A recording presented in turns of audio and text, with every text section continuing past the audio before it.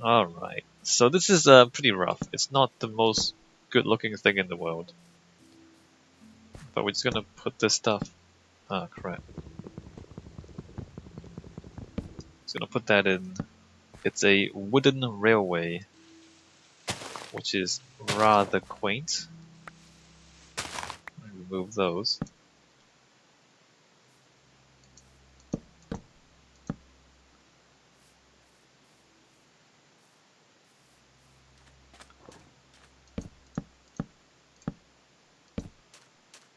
Put that there.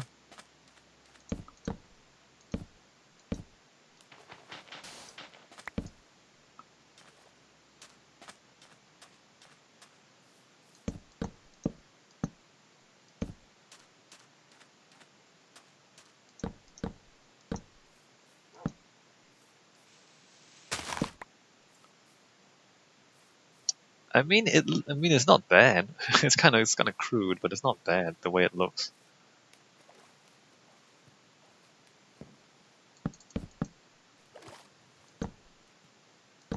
All right, let's go get more logs. It's not bad, right? Right? It's just a little bit of decorative stuff. Even though I've, I don't imagine that this will be the final railroad between the village and the city. But I guess it will look something like this. Maybe it won't be wood. Maybe we'll make it out of stone. Or maybe this will be the final. We just kind of put some railings at the top. Or just kind of clean up the top of it to make it look a little bit more presentable. Maybe that's it. Maybe we just do that. And just have like a wooden minecart track.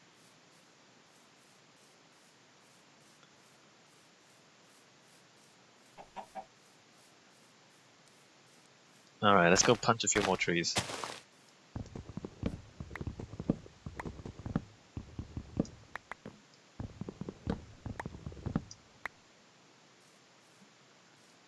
And in hindsight, I really do think it's a waste of time to go into an abandoned mine shaft to try to get enough minecart tracks to build an actual train system.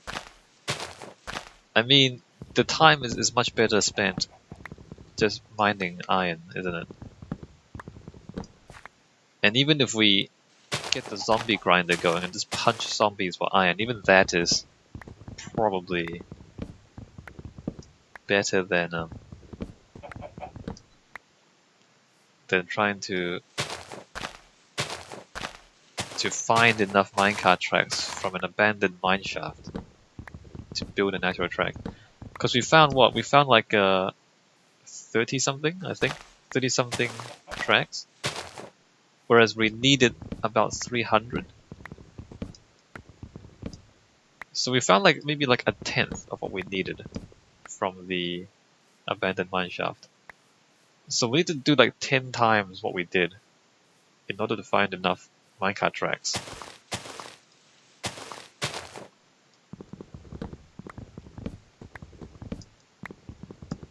Which is, it's not really practical.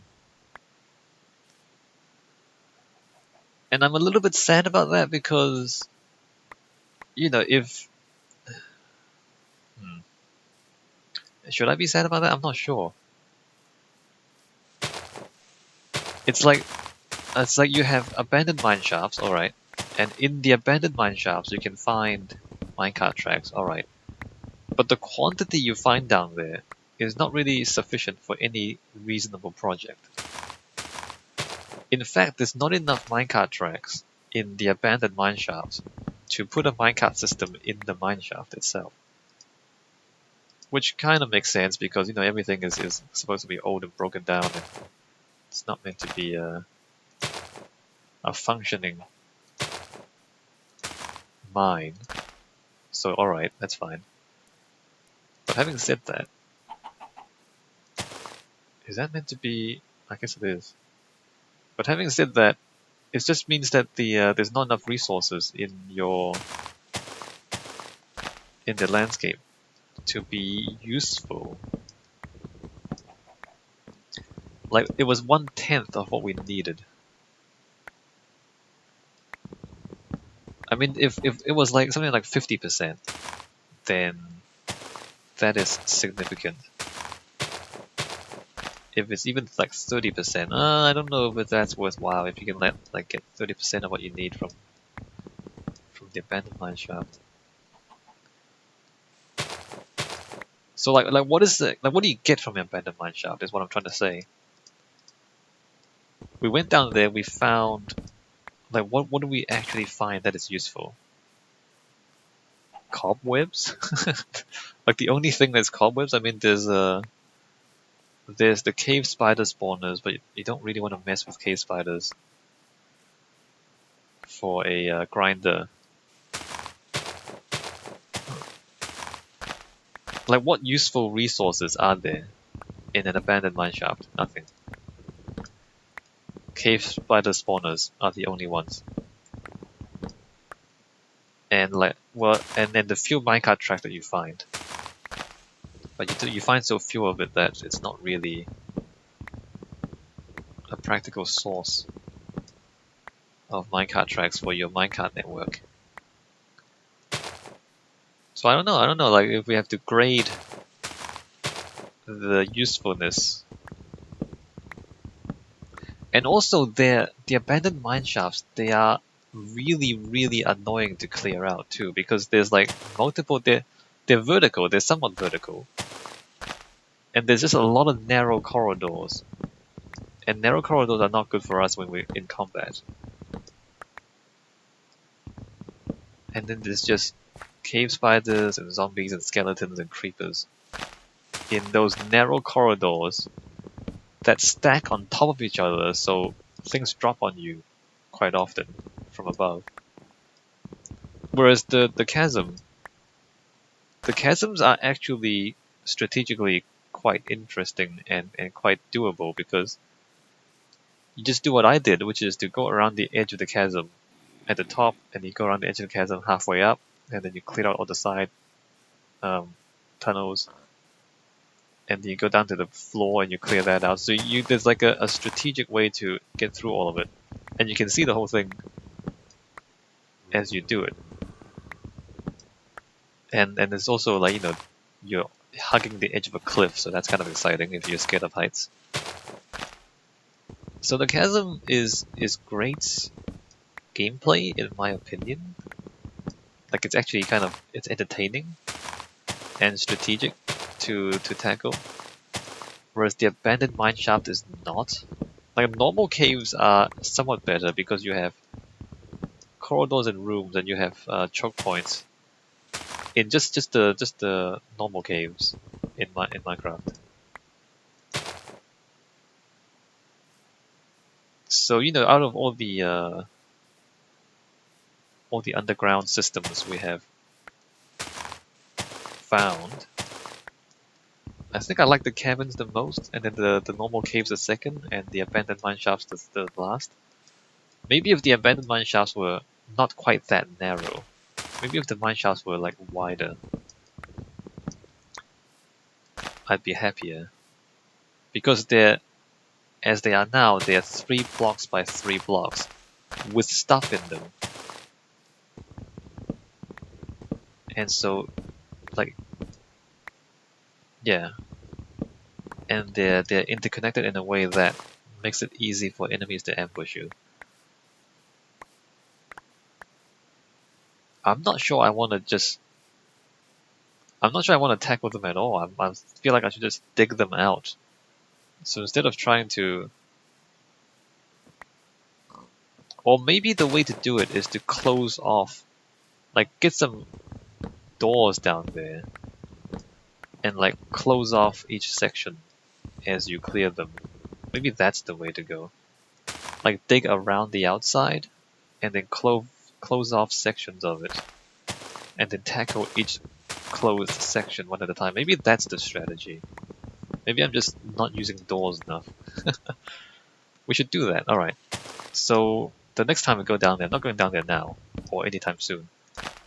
But the next time we go back down to the abandoned mine shaft to try to clear it out, I'm gonna just try the door strategy and see if that works out for us.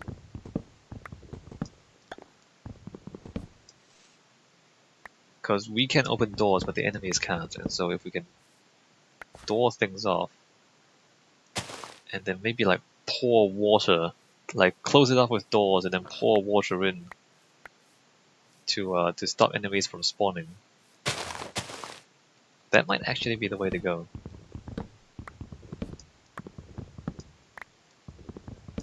Maybe, yeah, maybe it's me. Maybe it's not the game. Although it's not. Although. No, the ravines are still easier to make interesting. But yeah, maybe it's the tactic that I'm using. Because the ravine, you can imagine that the ravines can be very annoying if you don't do what I do. Like if you just walk along the bottom of the ravine or the chasm, what are they called? And if you just kind of walk along the bottom and have creepers dropping in on you from above, that would be really annoying, right? So if you don't do that right, that's also really dangerous and not good for you. So I guess it's all puzzles to be solved. Let me just get a few more logs, and I think we have enough logs. We have more than enough logs.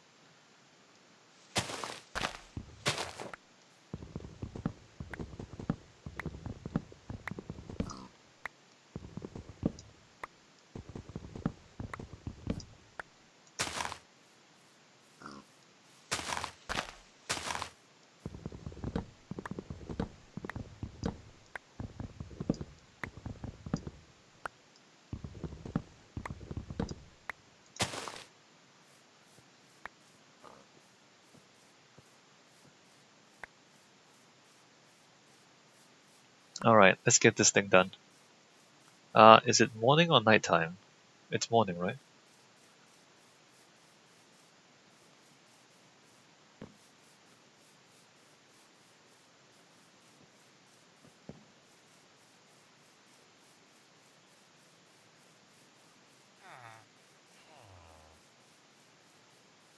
Alright.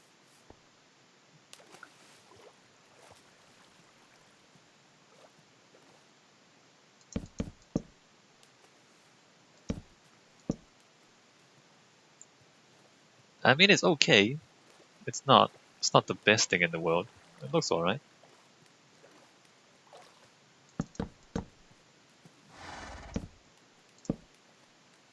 Some of the oldest train tracks in the world are wooden, like wooden bridges. I mean, of course, modern trains use concrete and steel, mostly concrete. But like wooden bridges are interesting because wood is not that strong compared to steel, right? But like they're strong enough, but they're not that strong. And so when you look at them, like they seem a little rickety, but then they are actually strong enough. It's very interesting. Like having a wooden bridge hold up a train, it just looks impressive, right? Because the wood is not that strong, and so in terms of engineering, I think it just because like you're trying to solve a problem with a material that's not ideal. Hey, that's cool. Look at that. So we have a well, it's not floating in midair, so that's good. Although if it's really wood, then the wood is not like you need more wood in the structure. If it's for a train, I guess it's only a minecart track. So trains are really heavy, right? So like a train locomotive is heavy, like this kind of the steel machine. So let me just go to Google image search and just go wooden railway bridge and just go to Google image and maybe you can do that too. Wow, look at this stuff. That's amazing. Like trying to make wood hold up a steel train is crazy. Hey, that's cool. That's really, really cool. Alright, so I go do that. Just go take a pause the video, go into Google image search, and just type in wooden railway bridge. Maybe I should build that or something like that in the game. Just have a whole lot of structure holding up a train. Although the minecart, as I said, the minecart is much smaller than a big train, so it's kind of it's kind of strange to have that much wood holding up a little minecart. That looks so cool. Look at the structures there. Wooden railway bridge. Go look it up. Look it up on Google. All right, so this is us done for today. I think we've gotten ourselves a enough minecart tracks to build a minecart system. Well, it's not a system. It's like it's just one track to build a minecart track to the northern village, and we have migrated. Did that guy fall off? Where did that villager go? He was okay, there's one guy there. Okay, there. I was like, did he fall? It's like he was there and then he was gone, and I'm like, where did he go? All right, so we've gone down to the abandoned mine shaft. We didn't really get that much out of it, but we did build this minecart track down to the northern village, and we migrated 2 villagers over to our city. Nice, awesome. Our city is growing. It's slowly growing. With more infrastructure and more people, our city grows day by day. This is pretty cool. All right. And now, if we ever need to come back to the northern village for anything, we have a very convenient way to get here.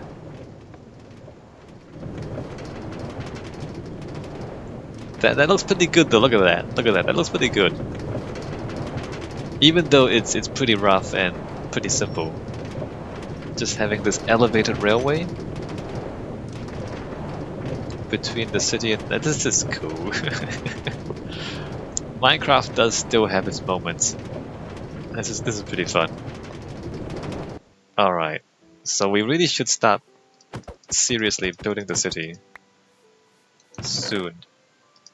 Okay, so when we come back, let me go back, put my stuff away. When we come back in the next video, I think it's time for some planning. We need to plan out our city. And we need to decide how big we want things to be. Which is not a trivial question because from, once we decide the scale, everything else has to be mostly consistent with that scale, right? So if we decide how big one house is, then from that we can decide the sizes of everything else, because everything should be a consistent scale. Like you don't want like a giant house and then like a tiny little palace next to it. Like if the house is the same size as the palace, then it doesn't make any sense because the palace should be much bigger than the house. So everything should be a consistent scale, and so we need to figure out what scale we want to use in the next video.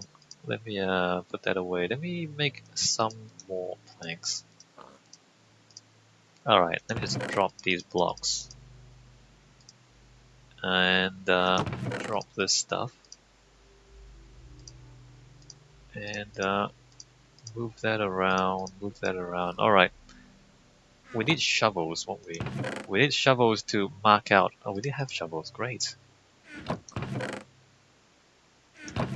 And maybe we need torches. Anyway, don't need it right now. Alright, I'll see you all in the next video when we do some planning. Let me get my map. We will need a map for planning. Alright, I'll see you all. Hey, minecarts are fun.